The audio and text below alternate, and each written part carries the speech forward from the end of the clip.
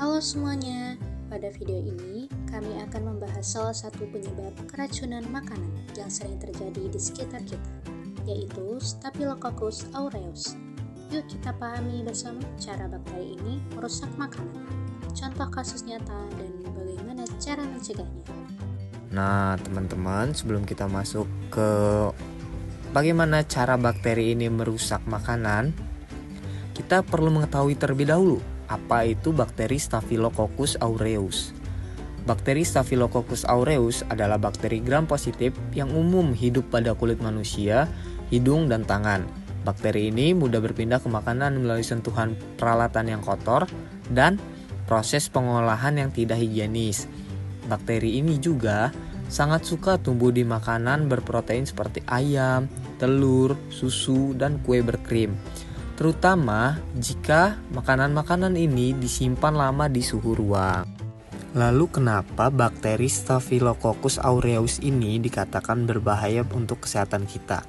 Salah satu alasannya adalah karena bakteri ini menghasilkan enterotoksin, yaitu racun bernama SEA, SEB, hingga SET. Enterotoksin ini bersifat tahan panas dan tidak rusak meskipun makanan dipanaskan ulang. Toksin ini bekerja sebagai super antigen, memicu reaksi imun berlebihan yang menyebabkan mual, muntah, kram perut, dan diare. Hanya dalam waktu 1 hingga 6 jam setelah kita mengonsumsinya. Meskipun bakteri telah mati setelah dipanaskan, tetapi toksin tetap ada dan aktif. Nah, setelah kita tahu nih bagaimana mekanisme terjadinya keracunan dari bakteri ini, kita bakal lanjut ke contoh kasus nyata di Indonesia.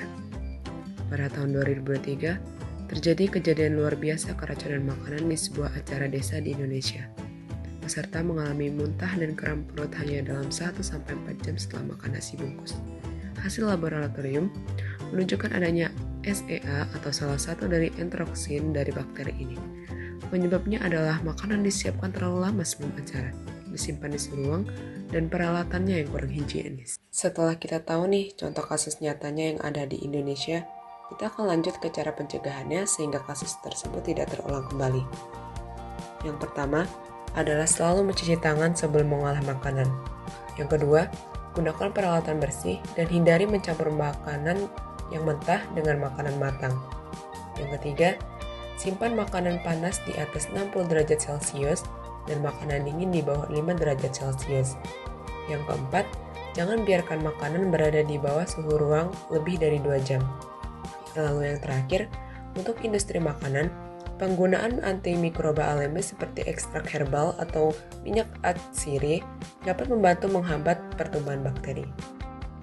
Kesimpulan dari video ini adalah Staphylococcus aureus adalah bakteri umum yang ada di lingkungan kita, namun dapat menjadi berbahaya ketika tumbuh pada makanan dan menghasilkan enterotoksin. Dengan menjaga kebersihan, mengontrol suhu makanan, dan menerapkan penanganan makanan yang baik, kita dapat mencegah terjadinya keracunan. Sekian dari kelompok kami, semoga materi ini bermanfaat. Terima kasih sudah menonton.